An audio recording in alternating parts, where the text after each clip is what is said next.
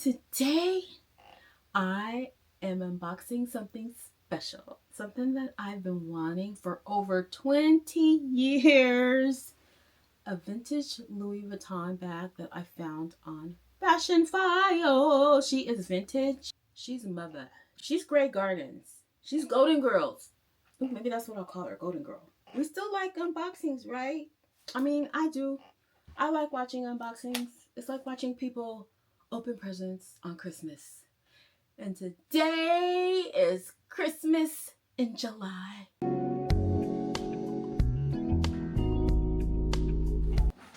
Here is an unsuspecting brown box, and you'll never know the treasure that lies inside. Used is the new. We love that. We love saving money. Fashionphile dust bag. I can't remember if this came with a dust bag or not, but we'll see. Oh, be still my beating heart. Oh my gosh. Oh my gosh.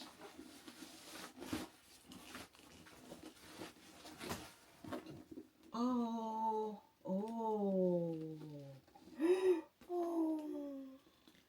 I picked up the Louis Vuitton Speedy 30 graffiti. Excuse me while I experience love at first sight. Oh my God. I've never seen one of these in person. Let's get into the details.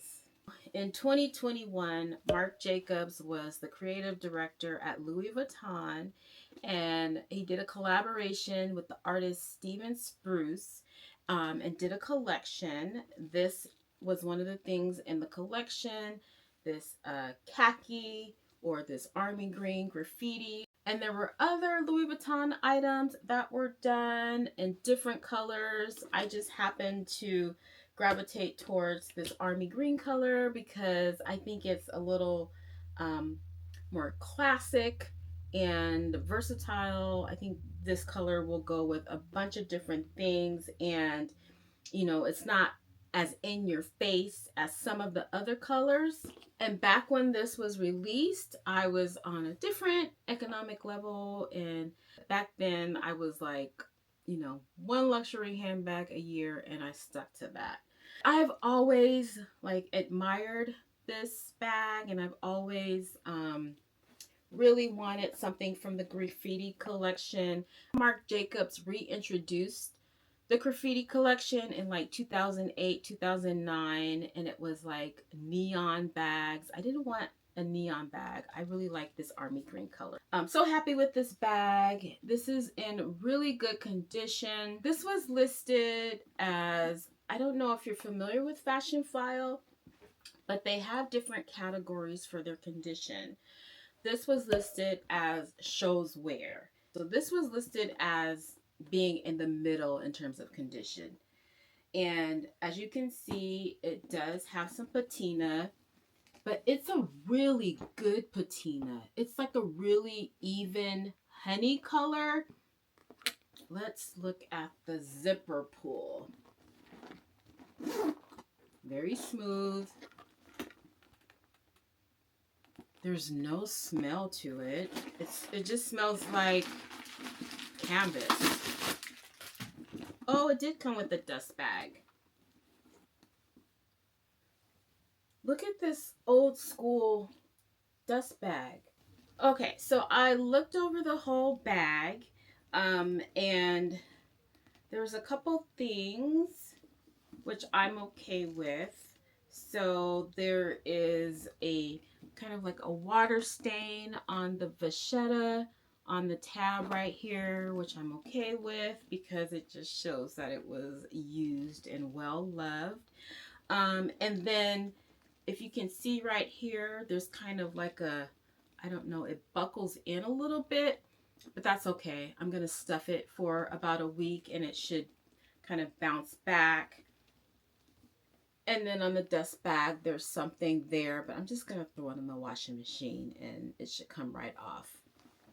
but this is definitely a keeper. I've always considered getting a monogram Speedy because it is iconic, right?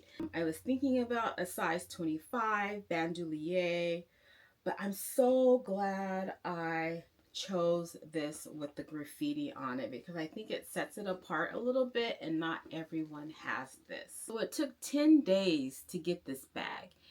Fashionphile's return policy, you only have 15 days to return it from the ship date. So as of today, I only had 3 days to decide if I wanted to keep this bag. So because I am definitely keeping this, we're going to go ahead and cut off the Fashionphile tag. Once you cut this tag, it's yours. No returns. Of course, they have a buyback program, which you can, sell it back to Fashionphile. But cutting this tag means you can't return it. So here we go. I feel like this is a ribbon cutting. There should be like some dramatic music or a drum roll or something. Oh, there we go. It's mine. And I love her. Okay, so I'm so excited that I'm going to take a moment to play with it a little bit and accessorize it. So I do have a Steven Spruce scarf. This leopard scarf, and I'm just interested to see how it looks on this bag. So I just did a quick little bow tie, and I think it looks cute, but of course you can wrap it around one of the handles and it will probably look just as nice. Okay, and then I just added a little bag charm on there, which is really adorable. So cute. So even though this isn't a bandoulier, I have this vachetta strap that I got off of Amazon that if I wanted to, I could attach it to the handles, and then I'll be able to wear it crossbody. So, I like that I can have that as an option. Oh, the other thing that this didn't come with, it didn't come with a lock, but I have plenty of locks that I can use if I wanted to put a lock on this bag. Oh, I love her. I haven't felt this way about a bag in a long time. And I kind of decided to buy more vintage bags because the new handbags that are out right now, they just don't move me. I'm sorry, but I'm about to wax philosophical. Everything in the world right now is just so mediocre. And I'm probably showing my age, and if anyone is under the age of 30 and you're watching this video right now, you'll probably think I'm old, but things just aren't made like they used to be. And that's including handbags. This feels so substantial. It feels so quality. It's what Louis Vuitton used to be back in the old days. Now Louis Vuitton canvas is thinner. Sometimes you might get a piece that feels really dry. This feels supple and luxurious, and it just feels substantial and like it's gonna last me forever. Like I feel like I don't have to be careful with this. I feel like I can drop it or bang it up against something and it won't be damaged. I don't know. It's just a different kind of feeling. I think I'm gonna be buying more vintage. Thank you so much for sharing in my joy and excitement of my newest handbag to my collection. If you enjoy these type of videos, then please consider subscribing to my channel for more of these type of things. And I'll see you in my next video. Bye.